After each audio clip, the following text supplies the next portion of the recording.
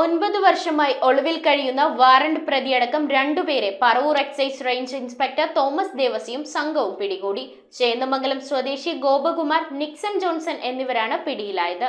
Paravur bus stand പരിസരത്ത് നിന്നും 9 വർഷമായി ഒളിവിൽ കഴിഞ്ഞിരുന്ന വാറന്റ് പ്രതിയടക്കം രണ്ടുപേരെയാണ് എക്സൈസ് റേഞ്ച് ഇൻസ്പെക്ടർ തോമസും സംഘവും പിടികൂടിയത്. പറവൂർ താലൂക്കിൽ ചേന്ദമംഗലം വില്ലേജ് കൂട്ടുകാട് കരയിൽ ഗോപകുമാറും നിക്സൺ ജോൺസണുമാണ് തേവർക്കാട് പരിസരത്ത് നിന്നും പിടിയിലായത്. അന്വേഷണ സംഘത്തിൽ ഇൻസ്പെക്ടറോടൊപ്പം അസിസ്റ്റന്റ് എക്സൈസ് ഇൻസ്പെക്ടർമാരായ S Jayakumar, K G Vijunath, preventive ഓഫീസർമാരായ Sreekumar, Vimalkumar, civil excise officer Mithun MS എന്നിവരുമുണ്ടായിരുന്നു. News bureau, Paravur. Deepavali bonus വല്ലതും കിട്ടിയോ?